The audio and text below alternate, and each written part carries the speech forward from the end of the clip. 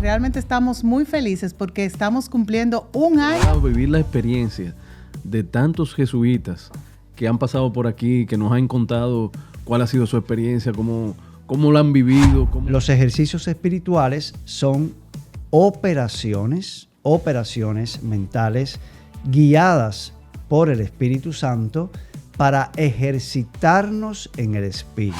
Nosotros poder tomar decisiones acorde a la voluntad de Dios. Los ejercicios espirituales unen a la persona con el Evangelio. Okay. Y al unirlo con el Evangelio, lo unen con Jesús. Esa es la gran expectativa, que vayamos con ánimo y libertad de encontrarnos con Dios. Todo amar y servir es lo que nos guiará en la vida diaria. Dios siempre estará. En la pausa ignaciana ven a descubrir que en cada rincón a Dios puedes sentir. Todo depende de ti, en cómo decides vivir. Ayudarte a encontrar a Dios es la misión.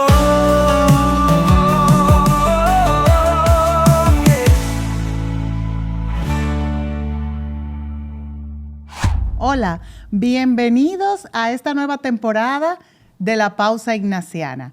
Así mismo como lo escuchan, tenemos nuevo escenario, tenemos nueva casa y realmente estamos muy felices porque estamos cumpliendo un año con nuestro podcast, que en algún momento empezó como simplemente una idea y ya increíblemente, gracias a todos ustedes, gracias a todos los invitados que han aceptado apoyarnos a nosotros en este año, ya tenemos un año, ¿verdad? Que estoy muy feliz. ¿Y tú, Fer? Cuéntame. Así es. Pero sobre todo, gracias a lo más principal, gracias a Dios, que nos ha acompañado en este proceso, en este caminar de la pausa ignaciana y que nos ha permitido tener hoy en día una segunda temporada, y qué mejor momento para nosotros celebrar y poder cambiar tantas cosas. Bueno, siempre es bueno renovarse, siempre es bueno tener ambiente y escenario distinto como el que hoy en día estamos estrenando. Sí, y estamos muy felices porque precisamente para poder celebrar este año que tenemos, qué mejor invitado que el que nos acompañó en el primer episodio. ¿Lo presentas, Fer? Claro que sí. Y bueno, y con nosotros hoy nos acompaña nuestro querido padre Jorge William Hernández, un sacerdote jesuita que no tengo que dar más introducción porque todos los conocemos, así que, Padre William, bienvenido. Otra vez. Otra vez. Muchas gracias por traerme de nuevo a este episodio de la pausa ignaciana. Oye, un año se va rápido, señores. Bien rápido. Pero cuántos frutos hemos obtenido, ¿verdad? A través de la pausa, llegar a tantas personas que se han introducido en todo lo que es la profundidad espiritual a través de este ejercicio. Así que felicidades a ustedes. Gracias. No, y la verdad, vivir la experiencia de tantos jesuitas que han pasado por aquí, que nos han contado cuál ha sido su experiencia, cómo la han vivido, cómo la misma espiritualidad ignaciana ha transformado tantas vidas.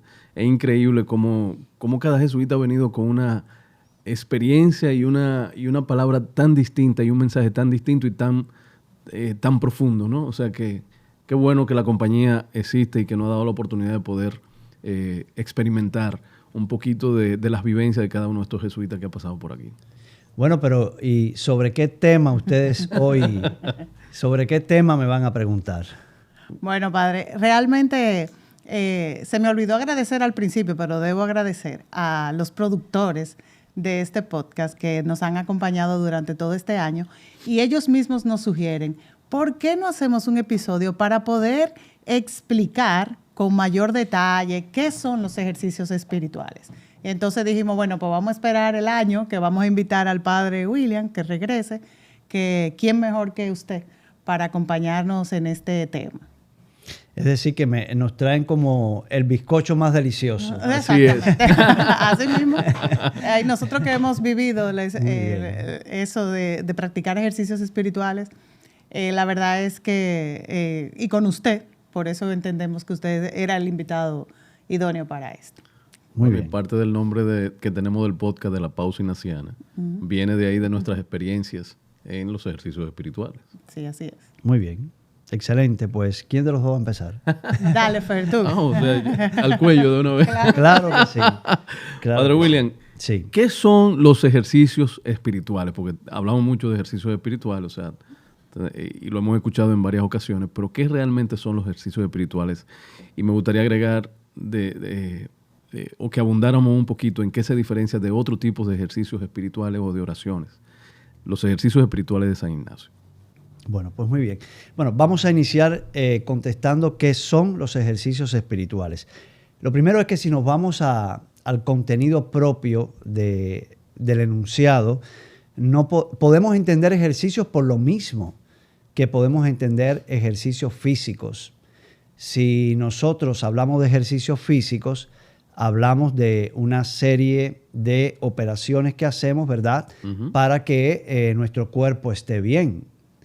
Los ejercicios espirituales son operaciones mentales guiadas por el Espíritu Santo para ejercitarnos en el Espíritu.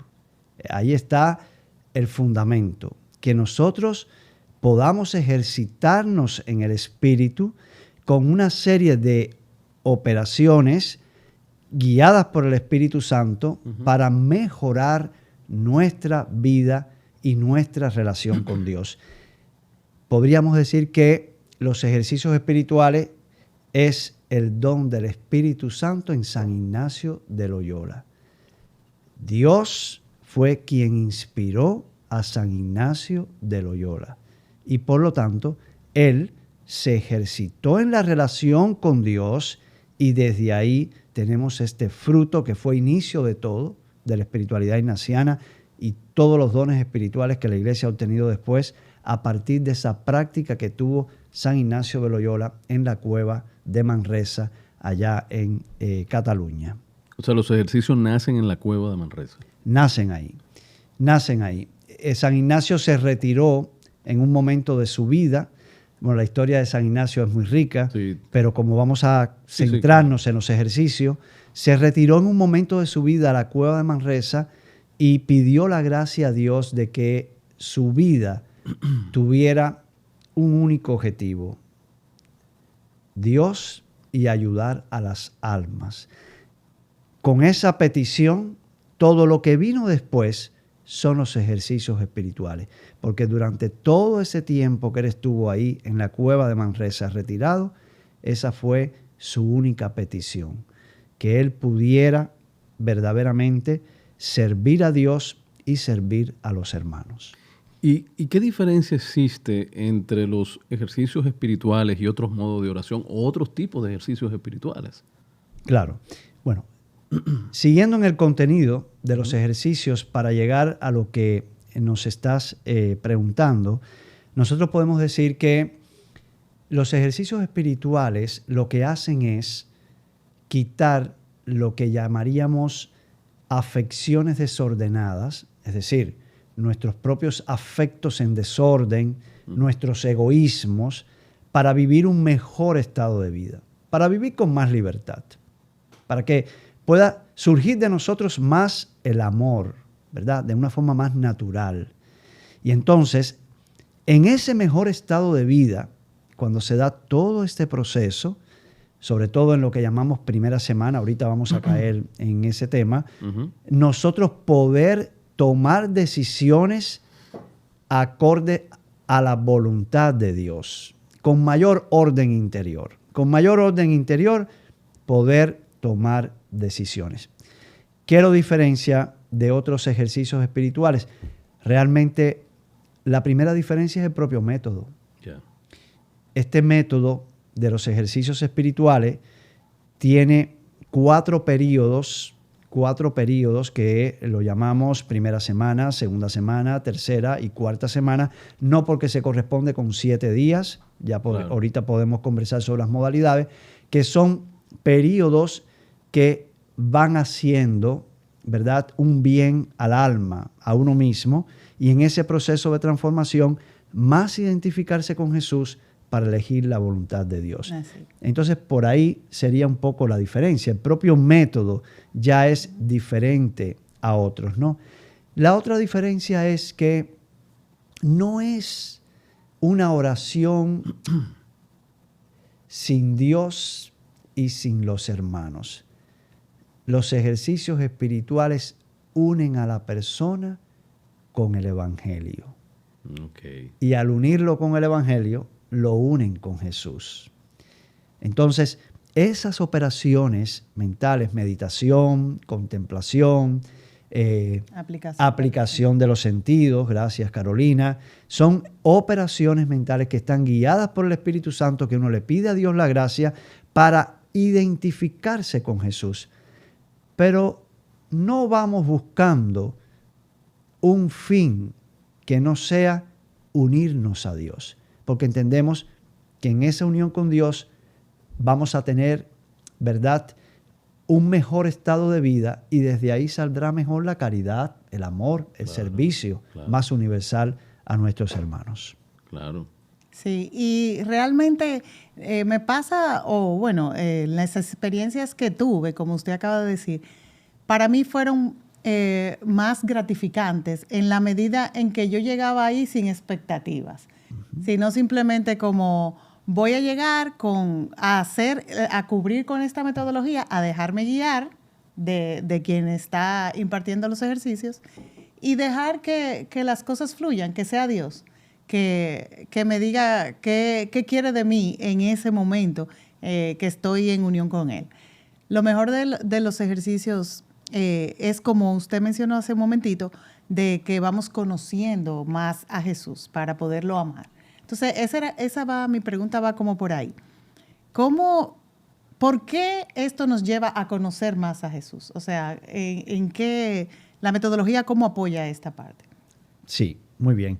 Bueno, lo primero que dijiste algo muy importante, Carolina. No podríamos tener otra expectativa. Fíjate que San Ignacio dice que vayamos a los ejercicios con ánimo y liberalidad. Mucho ánimo, con deseos, con libertad. Con deseo y libertad. Esa es la gran expectativa, que vayamos con ánimo y libertad de encontrarnos con Dios. Ahora, ¿cómo se da en el proceso ese don del Espíritu Santo, que mi vida se identifica más con Jesús y a la vez puedo servir más a nuestros hermanos? Bueno, ahí está precisamente lo que yo decía de los distintas jornadas, semanas que tiene el propio método, ¿no?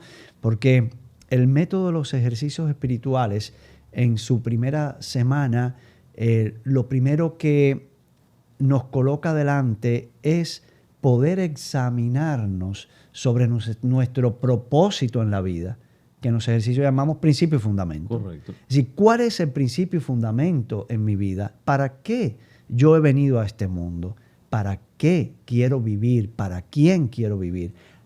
¿Qué quiero ofrecer de mí en este mundo? Entonces, ahí tenemos el número 23 de los ejercicios, que es el de el principio y fundamento, que nos dice, bueno, ¿para qué has venido a este mundo? El propio ejercicio dice, para amar, alabar, reverenciar a Dios nuestro Señor. Entonces, bueno, después nos coloca, si quieres amar, reverenciar, servir a Dios nuestro Señor, cómo las otras personas, las demás cosas entran en esa relación para que tú puedas realmente amar más a Dios. Y entonces se da todo un proceso guiado por el Espíritu Santo de inmersión, de esas operaciones, como digo yo, que es la meditación, ¿verdad? Comparaciones, asociaciones guiadas por el Espíritu Santo, para que uno pueda ir descubriendo en la profundidad de uno cómo mejor amar a Dios y servir a Dios y a los hermanos. Después, Carolina, viene un momento que para mí es también de gran desafío, que es poder examinar el alma y pensar cómo yo he sido obstáculo para esa gracia de Dios, cómo mi propio pecado ha sido un obstáculo, cómo el pecado del mundo ha sido obstáculo y cómo yo puedo sentir dolor. Y esto es muy importante en los ejercicios. Sentir dolor, no culpa. No culpa.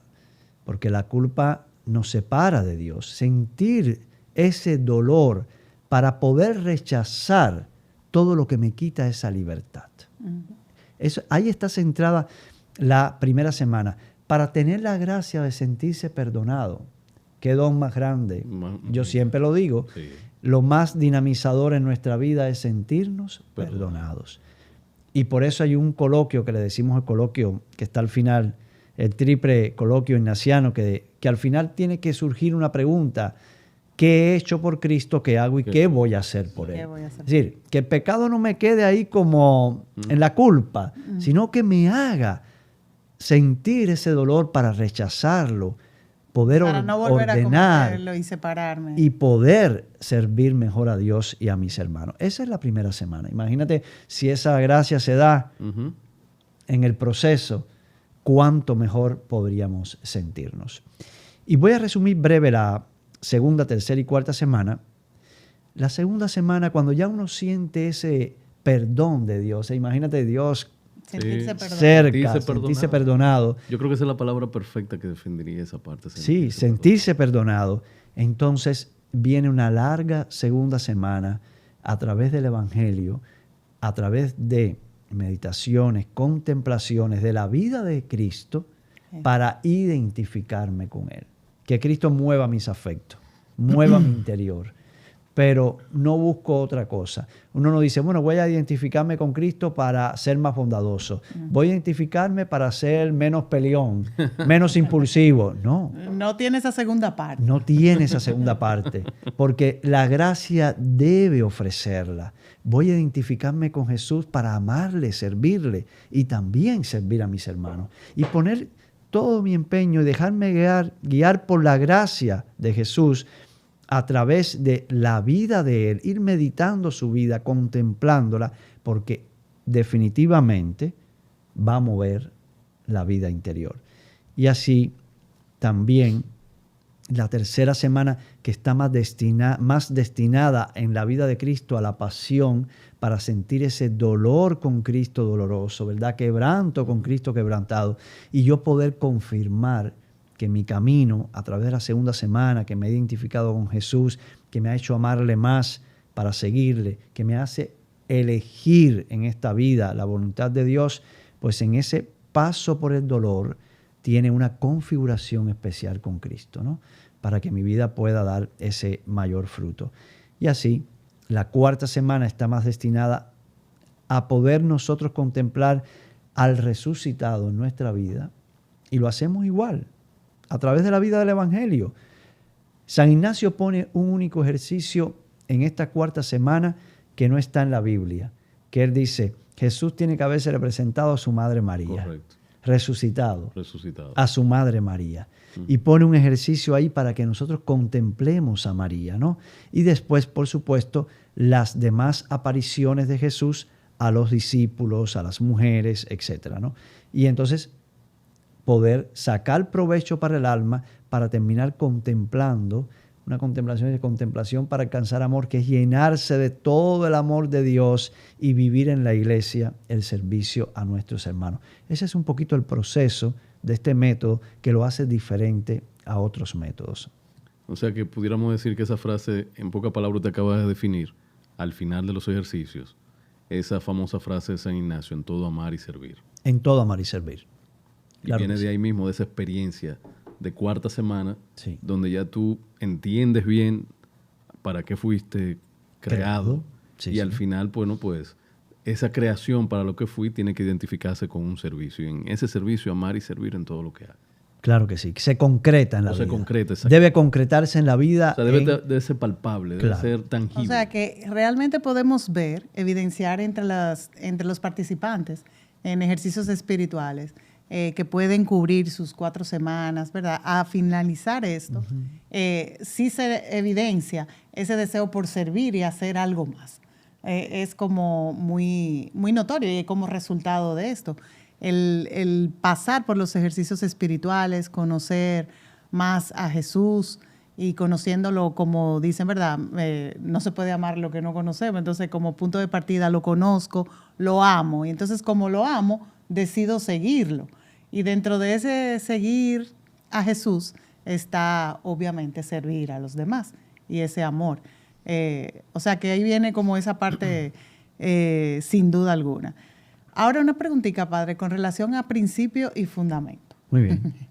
Porque esa fue una de mis grandes... me pasara la segunda semana y yo me tomé mi tiempo. Pero los ejercicios el principio y fundamento, yo descubro para qué vine al mundo, pero me deja una amplia gama de cosas que yo debo hacer. Sin embargo, como que en principio y fundamento, cada vez que he hecho ejercicios, puedo salir con algo más específico y distinto en cada vez. O sea, es como que va cambiando según la etapa donde estoy, según el crecimiento espiritual que haya logrado en el tiempo. ¿Cómo podemos entender un poquito mejor esa parte? Claro.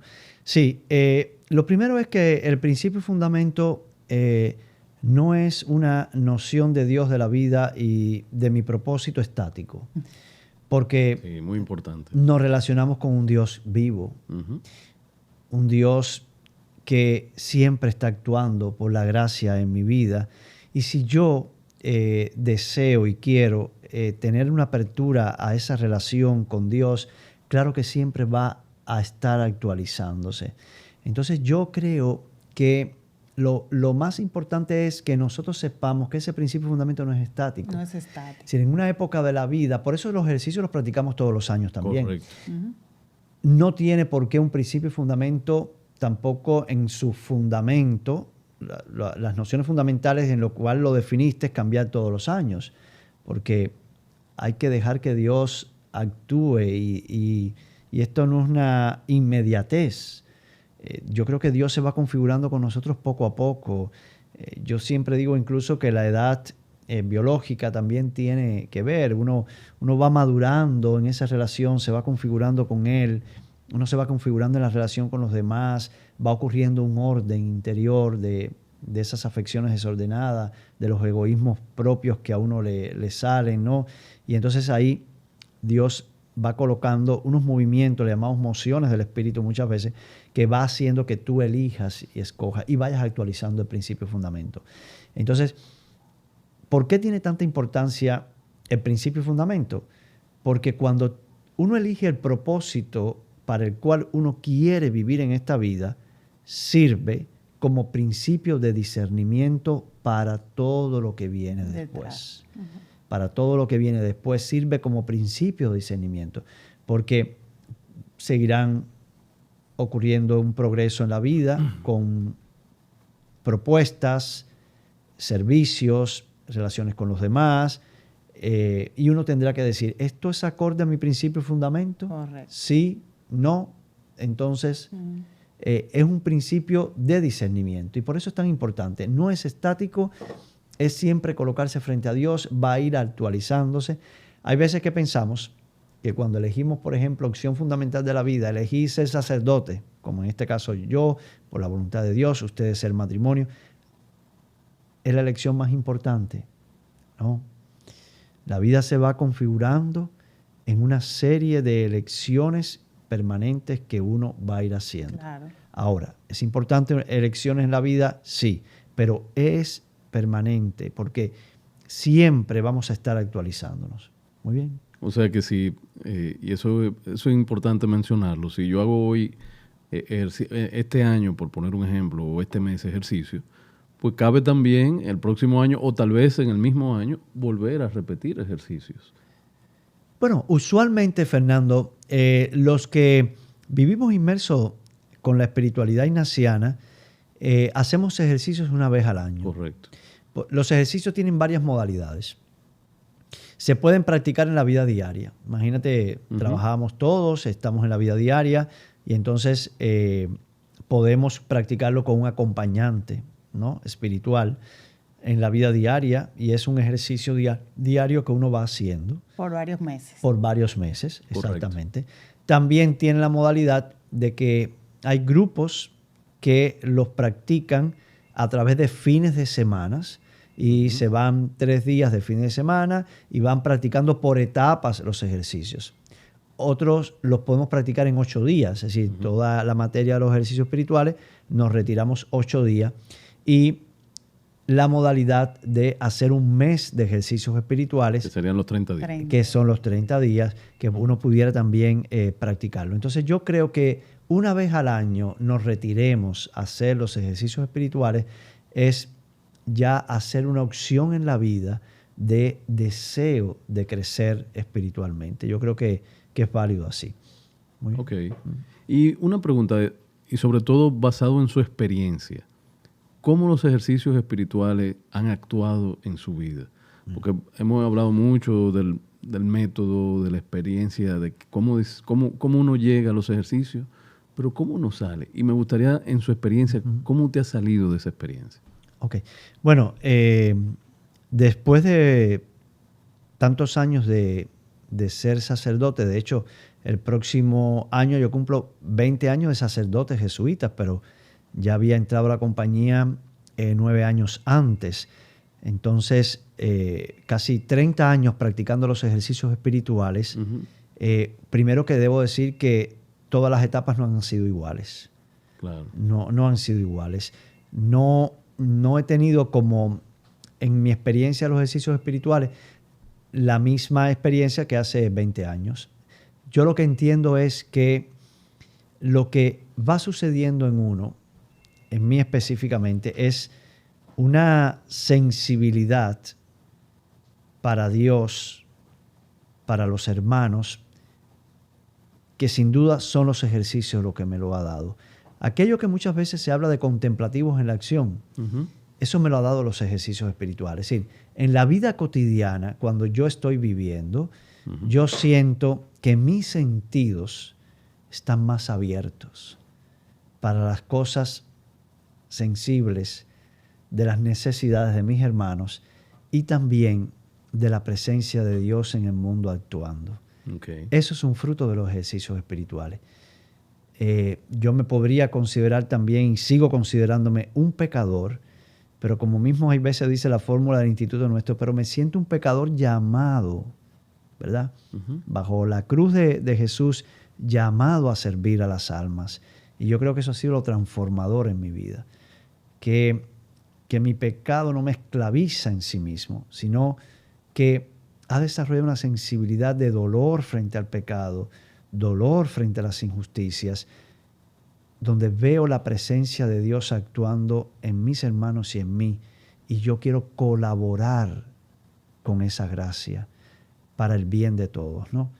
Ese es el fruto más importante. Después hay otros frutos. Después de esa identificación, de más está decir, que aquí interviene, por supuesto, vivir la Eucaristía diaria, la oración, las devociones. Sí, claro. Son ejercicios espirituales, ¿no?, que van fortaleciendo el alma, pero después de ese fruto fundamental que yo estoy explicando, vienen muchos otros. Vienen muchos otros. Porque en vez de querer más cosas para uno quiere que compartir más, ¿no? En vez de estar viviendo obsesivamente para bienes materiales, uno desea como que menos cosas tener, ¿no? Y vivir como más ligero, ¿no? Más ligero en la vida. Y también para esas miserias humanas.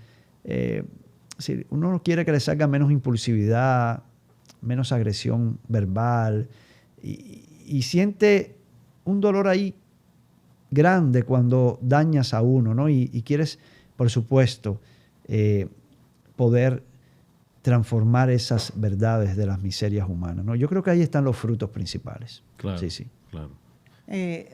También lo que es como el lema de ver todas las cosas nuevas en Cristo. O sea, es más fácil vivir agradecido después de haber estado ejercitándose.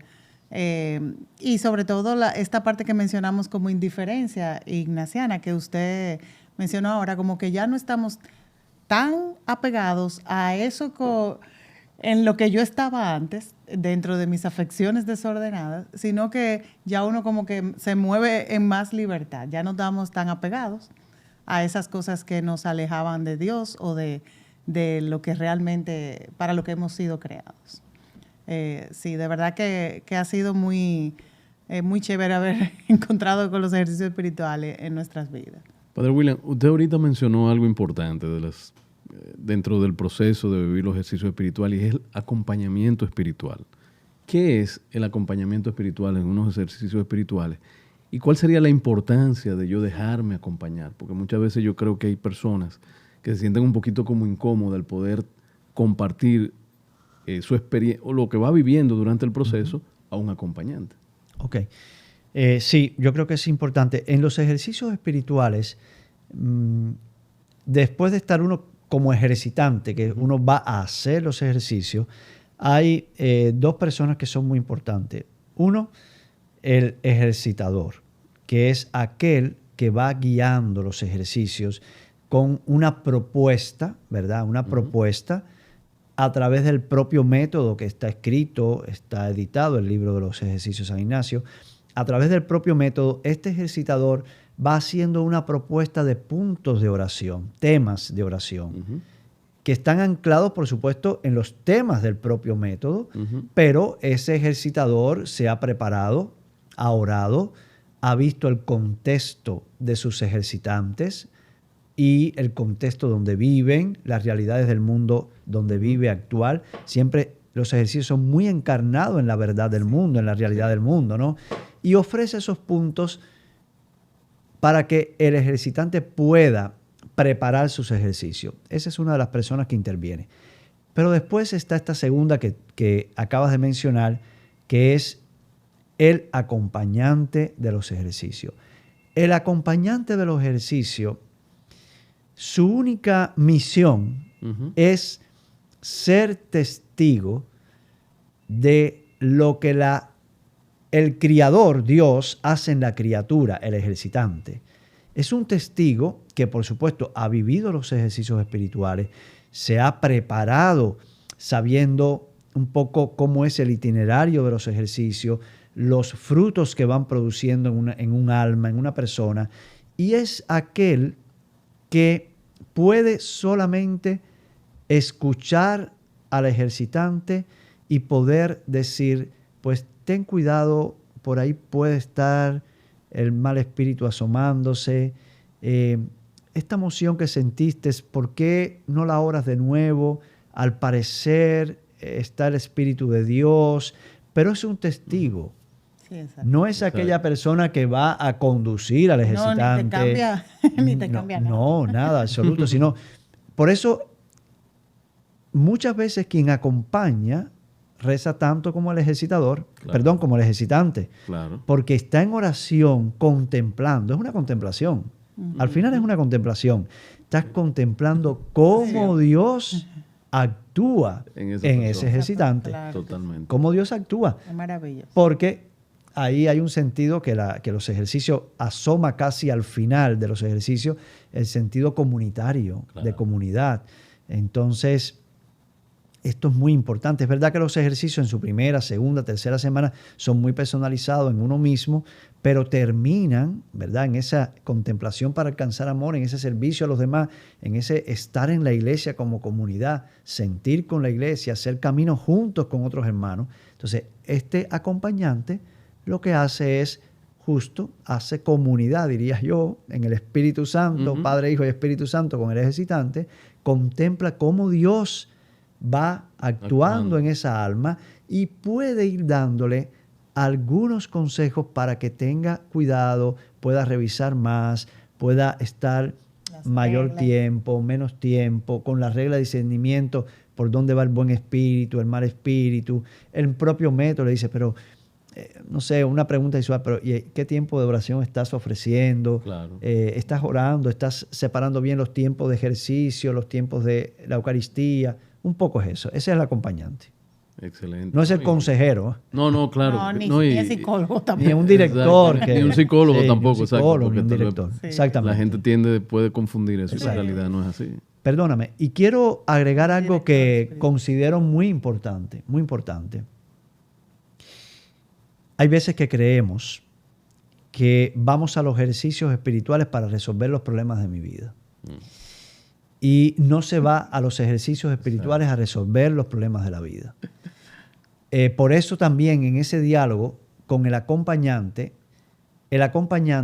debe tener la formación, la prudencia para poder guiar al ejercitante de decir, sí, a lo mejor tienes muchas situaciones de tu historia, pero vamos a centrarnos en lo que Dios está haciendo en ti, cómo Dios te está moviendo, qué imagen, qué personas, qué movimiento interno sientes, qué sentimientos, qué emociones. A ver, ¿qué tú crees que Dios está tocando en ti mismo? Entonces, ves, no es ir a la historia de la vida, ¿no? Entonces, ahí se da una relación íntima con Dios y el acompañante va siendo testigo, como dije ahorita. Por eso es muy importante. Claro, y eso sí es importante verlo desde ese punto de vista, que sea como un testigo. Sí. Y qué bueno que usted mencionó algo también importante, porque a veces uno tiene temor de sentirse acompañado. Pero la realidad es que ese acompañante tiene una preparación previa. O sea, no es una persona que va a llegar ahí a acompañarte así, sacar de la nada, sino que es una persona que también tiene cierta preparación en eso que va a hacer. Y eso sí que la verdad que es bastante importante. Muy bien. Así es. Y padre, también, como usted mencionó hace un momentito, los ejercicios son diseñados por el ejercitador según el contexto o el momento. Yo recuerdo que estuve acompañando en unos ejercicios que se hacían para migrantes, personas que, inclusive habían personas que ni siquiera no sabían leer y escribir. Y aún así le creaban las guías y era posible que vivieran la experiencia con unos resultados sorprendentes. Y cuando hablamos de contemplación, usted nos puede decir un poquito mejor lo que es contemplación, pero sí esa parte como de el poder imaginar, o sea, hacerme de cuenta que estoy en la barca junto a los pescadores mientras Jesús habla en la orilla, o sea, poder tener esa capacidad, habilidad de imaginar y creerme parte de la escena. Yo me daba cuenta que en estas personas que no sabían leer y escribir era muchísimo más fácil lograr esa experiencia.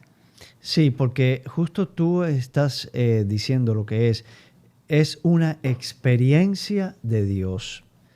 No pide al ejercitante otra cosa que no sea lo que yo he dicho, deseos de encontrarte con tu Creador, con tu Dios, deseo de encontrarte con Él, libertad, ánimo de encontrarte con Dios. Es lo importante, ¿no? Ya después uno puede hacerlo a través de imágenes simbólicas, etc. Y está un poco en la pregunta que me hicieron casi al inicio de la diferencia con otros métodos.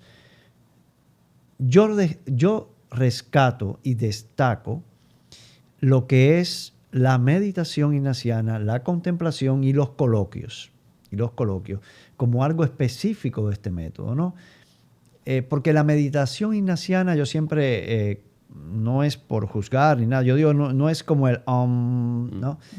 La meditación ignaciana es que a través de esos puntos de oración, tú le pides la gracia al Espíritu Santo y haces operaciones mentales.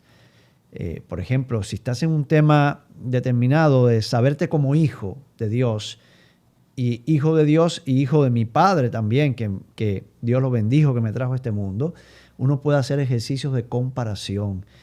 ¿Cómo es la paternidad de Dios? ¿Cómo es otra paternidad?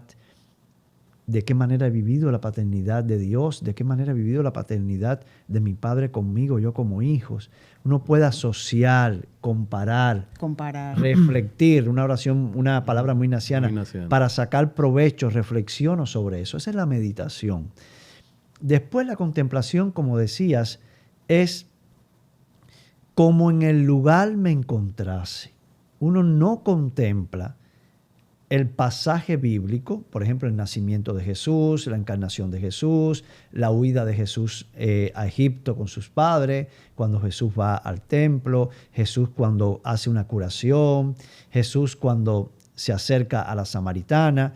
Uno no la contempla como una pieza de arte que está fuera de uno, sino que uno, Ignacio dice, como un esclavito indigno, se introduce dentro de la escena y aplicas los sentidos qué observo, qué hablan los personajes, qué dicen, porque incluso qué me dicen a mí. Sí. Yo soy parte de la escena, yo estoy por dentro. Y eso es lo que hace que se muevan los afectos interiores. Yo digo que el poder hacer eso lo que hace es que se grabe en tu corazón, Claro, como tu un vida. recuerdo, como si tú realmente viviste eso. O sea, Está en tu alma. Es correcto. Exactamente. Por eso muchas veces cuando están haciendo ejercicio, algún ejercitante me dice, pero padre, espérese porque tengo que anotar. Y yo le digo, no, es que no anote mucho. No te va a olvidar. Porque No se te va a olvidar. es una experiencia Exacto, que una experiencia. imprime un carácter dentro de ti que queda, te va a seguir dando fruto incluso después que terminaste los ejercicios, por supuesto, ¿no? Así es. Y los coloquios, Los que coloquios. yo no les resto importancia, Sí. los coloquios tienen algo tan importante que es como un amigo le habla a otro amigo. Y yo siempre digo y hago esta pregunta. Si tú tienes un verdadero amigo, tú no le tienes que ocultar nada de tu ser. Tu amigo está para acompañar tu vida. Claro. Para acompañar tu Mi vida. amigo. Bueno, para acompañar la vida. Y entonces, tener a Dios como un amigo o alguna devoción. Yo he hecho mucho coloquio con Francisco Javier, por ejemplo. Como un amigo le habla a otro amigo, oye, háblale a Dios. Sí. Es un Dios vivo, no es una cosa. Como un amigo le habla a otro amigo, háblale a Dios. Y ese es el lenguaje coloquial. El lenguaje coloquial no es superficial, es muy profundo. Claro. Claro. Es muy profundo porque hay un alma que le habla a la otra alma, y en este caso, bueno, puede ser a Dios, una devoción, un santo, a María, la Virgen, y yo le pongo mi verdad y le escucho, ¿no? Es muy importante. Sí. Yo siempre hablo con Jesús. Y dirá Jesús, ay, viene otra vez, coge a María. Pero yo me siento mucho más cómoda hablando con Jesús. Es más fácil para mí, porque yo lo veo mucho como mi hermano realmente, no como Dios. Así es. Bueno, el coloquio te permite hacerlo. Sí, Claro que sí. se ha ido a Claro mi que casa sí. y todo.